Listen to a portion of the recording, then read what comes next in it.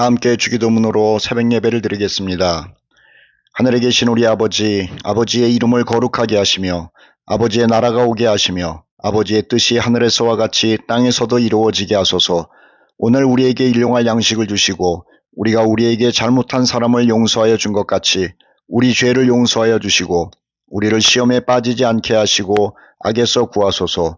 나라와 권능과 영광이 영원히 아버지의 것입니다. 아멘. 찬송가 521장을 부르겠습니다.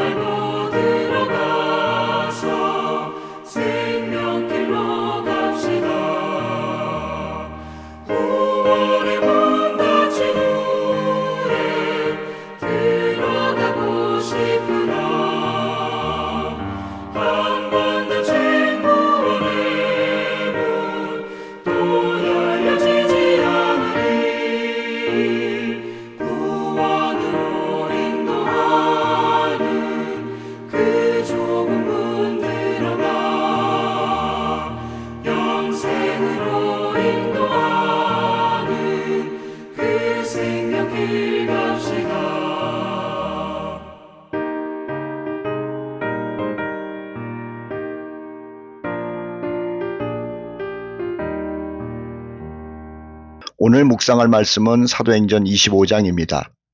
사도행전 25장은 바울을 고발한 유대 지도자들로 인하여 골치 아파하는 가이사라의 총독 베스도의 고민과 행동들이 기록되어 있습니다.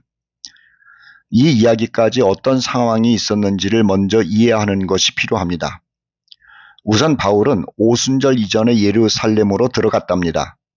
그곳에서 교회 지도자들에게 지금까지 있었던 하나님의 역사와 이방인들이 복음을 받고 성령을 받은 사건들을 설명했죠. 그런데 그곳에서 예루살렘 성전에 들렀다가 그를 발견한 유대인들에게 붙잡힌 겁니다. 붙잡힌 정도가 아니라 죽임을 당할 뻔했죠. 다행스러운 것은 이 무서운 사건을 보고받은 천부장이 군인들을 데리고 와서 유대인들에게 폭행을 당할 순간에 있는 바울을 보호하게 된 것이죠.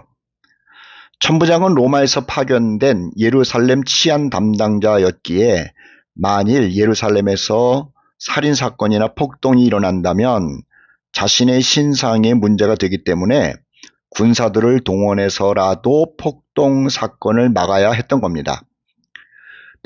바울을 보호한 천부장은요, 유대인들이 무슨 이유로 바울을 폭행하고 죽이려고 하는지를 알기 위해서 바울에게 변명을 좀 해보라고 그랬죠.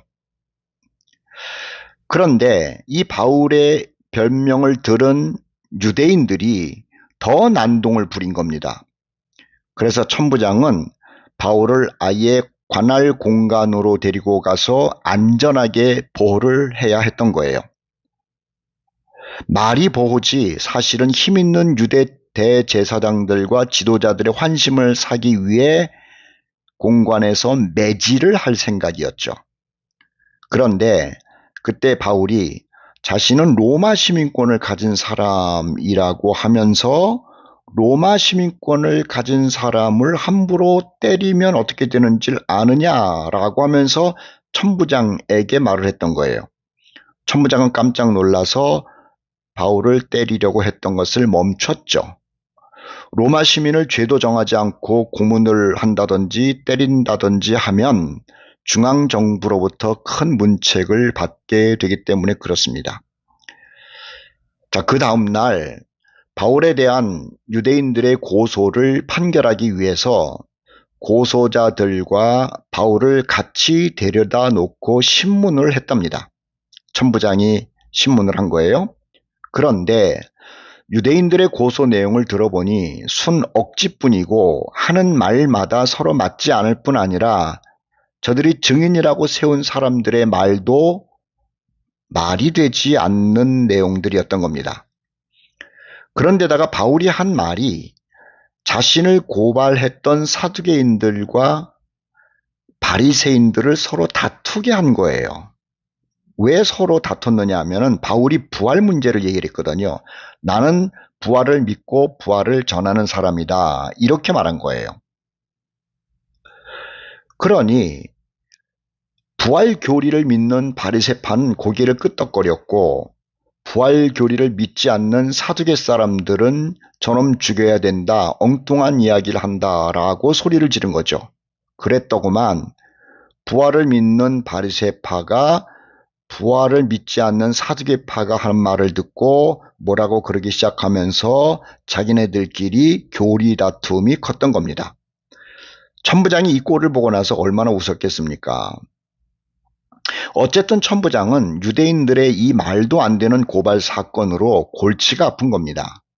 그래서 결론을 내리기를 바울은 죄가 없다고 하면서 어쨌든 로마 시민권을 가진 바울을 보호해야 했기에 공관으로 데려가 보호를 했던 거예요. 그런데 문제는 여기서 끝나지 않았답니다. 이 유대인들이 얼마나 지독한지요. 바울을 암살할 계획을 한 거예요. 그런데 다행스럽게도 바울의 생질이 바울 암살 계획을 듣고 천부장에게 가서 알려줬죠. 천부장이 얼마나 무서웠겠습니까?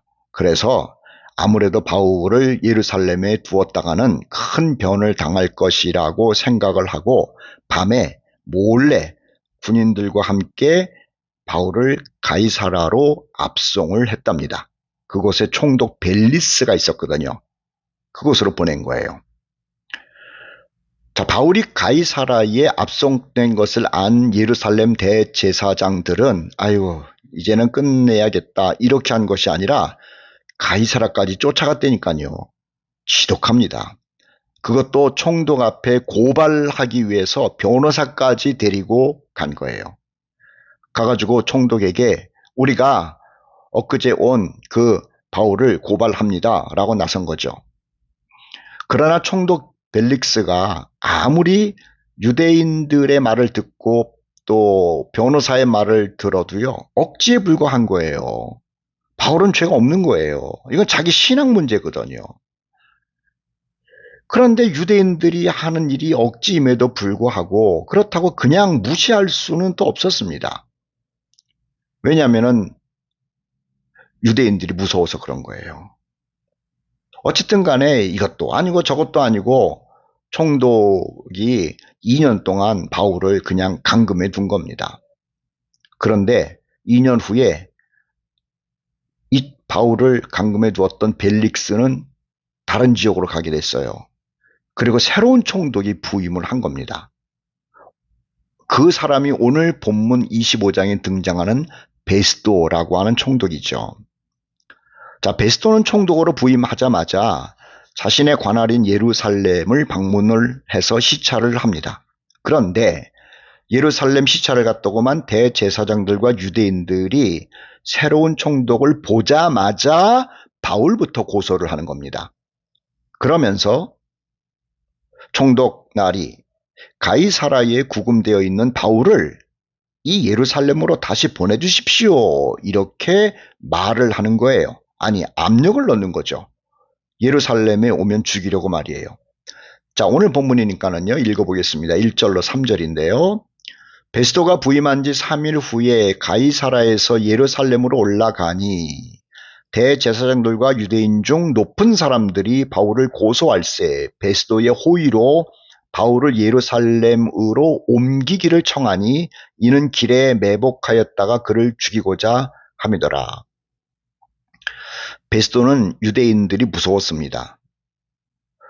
늘 말썽만 피우는 민족이었거든요. 그리고 저들에게 잘 보여야 자신의 자리를 보존하는 데 도움이 된다고 생각했던 거예요. 그래서 유대 지도자들의 말을 들은 후에 가이사라로 올라가서는요, 바울을 불렀답니다.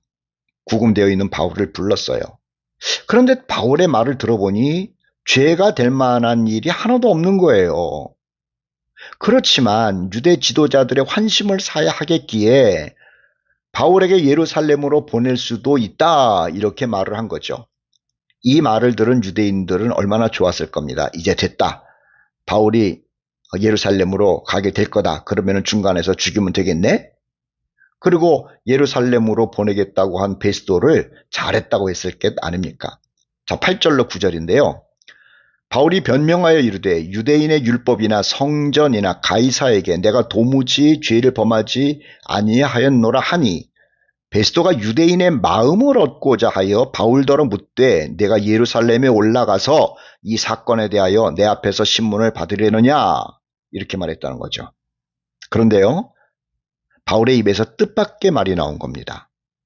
죄를 짓지 않은 자신이 재판을 받는다면 예루살렘이 아니라 최고의 법정인 로마 황제에게 가서 재판을 받을 테니 로마로 보내달라고 한 거예요.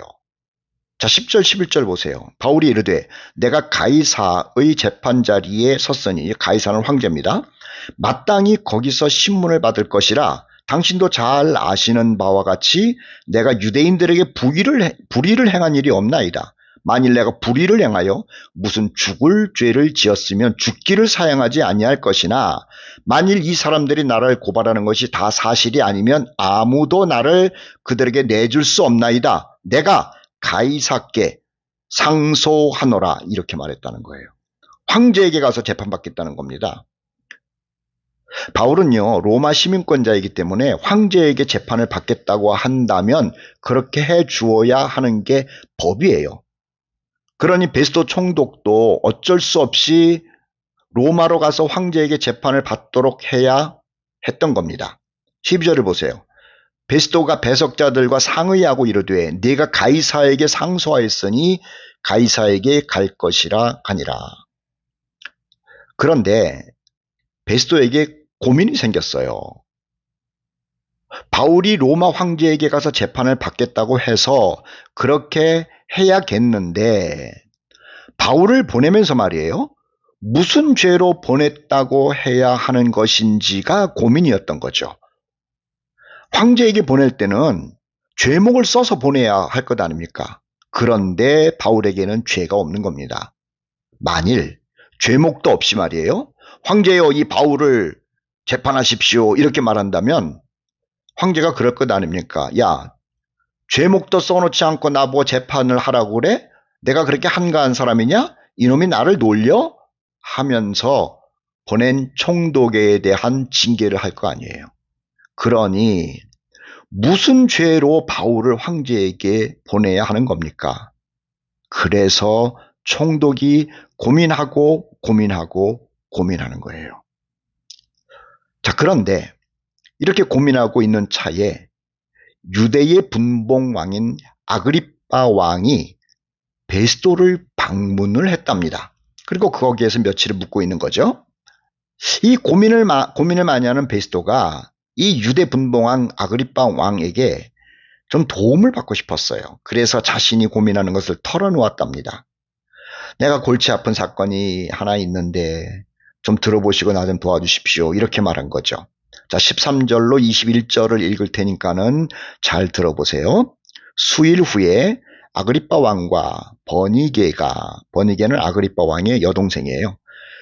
베스도에게 문안하러 가이사라에 와서 여러 날을 있더니 베스도가 바울의 일로 왕에게 고하여 이르되 벨릭스가 한 사람을 구류하여 두었는데 전천 총독이 바울을 구류하여 두었다는 거죠. 내가 예루살렘에 있을 때에 유대인의 대제사장들과 장로들이 그를 고소하여 정죄 하기를 청하기에 내가 대답하되 무릇 피고가 원고들 앞에서 고소사건에 대하여 변명할 기회가 있기 전에 내주는 것은 로마 사람의 법이 아니라 하였노라. 그러므로 그들이 나와 함께 여기 오매 내가 지체하지 아니하고 이튿날 재판 자리에 앉아 명하여 그 사람을 데려왔으나 바울을 데려왔다는 거예요. 원고들이 서서 내가 짐작하던 것 같은 악행의 혐의는 하나도 제시하지 아니하고 유대인들이요 바울 고소한 이유를 말하라고 그러니까는 악행은 하나도 없다는 거예요.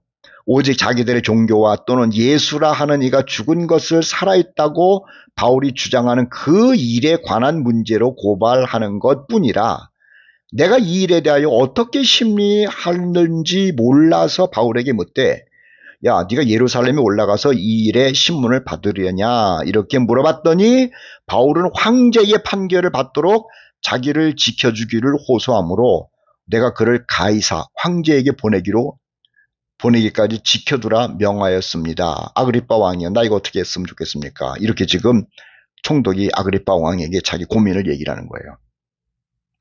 자, 베스도의 이야기를 들은 이 아그리빠 왕도 흥미로웠습니다. 바울에 대해서도 흥미롭고 또 그가 한 일에 대해서도 흥미롭고 또 자신도 죄를 한번 찾아보고 싶은 거예요. 그래서 이 베스도 총독에게 이렇게 말해요. 자신도 바울의 말을 들어보고 싶다고요. 그리고 자신이 한번 도와주겠다고요. 결국 그 다음날 베스도는요 바울을 불러 세웠습니다. 그리고 아그리빠 왕 앞에서 자신이 왜 고소를 당하는지를 다 변명하게 한 거예요. 그런데 이 베스도 총독과 아그리빠 왕만 있는 것이 아니라 가이사라의 지체 높은 사람 다 불러 모았다니까요. 베스도 총독도 있었고 아그리빠 왕도 있었고 천부장들도 불러 모았고 소위 말하는 높은 사람들 다 불러 모았어요. 23절을 보십시오. 이튿날 아그리빠와 버니게가 크게 위험을 갖추고 와서 천부장들과 시중의 높은 사람들과 함께 접견 장소에 들어오고 베스도의 명으로 바울을 데리고 왔다. 그런데요, 바울이 변명하기 전에 베스도 총독이 아그리빠 왕에게 한 말이 참 기가 막혀요. 24절로 25절 한번 보세요. 베스도가 말하되 아그리빠 왕과 여기 같이 있는 여러분이요 당신들이 보는 이 사람은 바울을 얘기를 하죠. 유대인의 모든 무리가 크게 외치되 살려두지 못할 사람이라고 하여 예루살렘에서와 여기서도 내게 청원하였으나 내가 살피건대 죽일 죄를 범한 일이 없더이다. 그러나 그가 황제에게 상소한 고로 보내기로 결정하였나이다. 여러분, 베스도 총독이 사람들 앞에 공개적으로 얘기를 하는 거예요. 유대인들이 고소는 했는데 자기가 아무리 살펴봐도 죄가 없대요. 그래서 죄도 없는 사람을 황제에게 보낼 수가 없어서 고민을 해요. 이렇게 써 있잖아요. 그 죄목도 밝히지 아니하고 죄수를 보내는 것이 무리한 일인 줄 아나이다. 이게 베스도의 고민이에요. 자, 복음을 전하는 사람은요, 죄가 없어도 핍박을 받아요. 죄가 없어도 신문을 받아요. 왜 그런 줄 아세요? 복음을 전하는 통로이기 때문에 그런 거예요. 하나님은 복음을 땅끝까지 전하시기 위해서 일하고 계시지 않습니까? 사도행전 1장 8절에 그렇게 말씀했잖아요. 성령을 받으면 예루살렘과 온 유대와 사마리아와 땅끝까지 복음 전하게 된다고 하셨잖아요. 우리는요, 하나님이 영혼을 구원하시기 위해서 하시는 일을 지금 읽고 있는 겁니다. 야, 이런 놀라운 일을 통해서 하나님이 예루살렘에서 유대로 사마리아로 그리고 이제는 땅끝 로마까지 가게 하시는구나. 하나 더 생각할 것. 그 하나님의 역사가 계속되어서 한반도에도 복음이 들어오고 저와 여러분도 이 복음을 듣고 믿게 되어서 구원받은 것이로구나 라는 생각을 해야 하는 것이고 또 감사해야 하는 것이죠. 사랑하는 성도 여러분, 오늘도 내가 받은 구원을 위해서 하나님께서 얼마나 열심히 일하셨는지를 생각하며 하나님께 감사하는 하루가 되시기를 축복합니다. 찬송가 522장을 함께 부르겠습니다.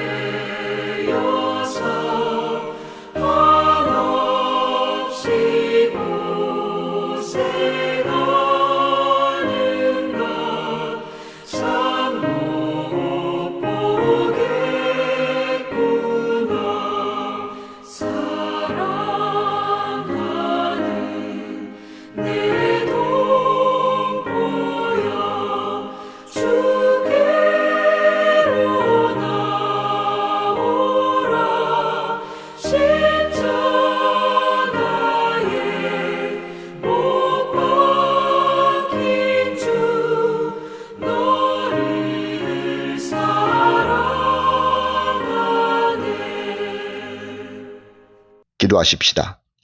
사랑과 은혜가 풍성하신 하나님 아버지, 오늘도 우리는 복음이 땅끝까지 전해지는 과정의 말씀을 읽었습니다. 아버지 하나님, 순적하게 복음이 전해진 것이 아니라 굽이굽이마다 하나님의 역사가 있었다는 것을 우리는 읽고 또 보게 됩니다. 그 일이 순적한 것이 아니고 그 일이 어려운 일이었고 그 일이 고통스러운 일이었고 그 일이 두려운 일이었으나 하나님은 당신의 종들을 통해서 계속 일하셨다는 것을 우리가 발견하게 됩니다. 그리고 그 하나님의 열심을 통하여 지금 나도 복음을 듣고 구원받아 싸우니 아버지 하나님께 영광과 존귀를 올려드립니다. 하나님의 그 놀라우신 일하심에 영광을 올려드리며 오늘도 감사하며 감사하오니 하나님이여 우리의 감사를 받아 주시옵소서. 뿐만 아니라 지금도 핍박 중에서 어려움 가운데 복음 전하는 주의 일꾼들을 축복하여 주셔서 저들의 사역이 한 영혼을 구원하는데 놀라운 역사가 나타나는 사역되도록 인도하여 주시옵소서. 오늘 지낼 때에도 우리 형제자매들 영과 혼과 육이 강건하게 하시고 구원받은 기쁨이 있게 하시고 우리 주님께서 나에게 베풀어 주신 은혜를 생각하며 승리하게 하여 주시옵소서. 우리가 10월 달에 있을 소중한 동역을 함께 기도하며 동역하고 있습니다. 이 일 가운데 하나님 영광 받아주시고 이 일로 인하여 하나님의 기쁨이 나타나게 하시고 우리에게는 또 다른 간증들이 넘칠 수 있도록 축복하여 주시옵소서. 오늘도 우리와 함께 하시는 하나님을 찬양하오며 우리 구주 예수 그리스도의 이름으로 기도하옵나이다. 아멘.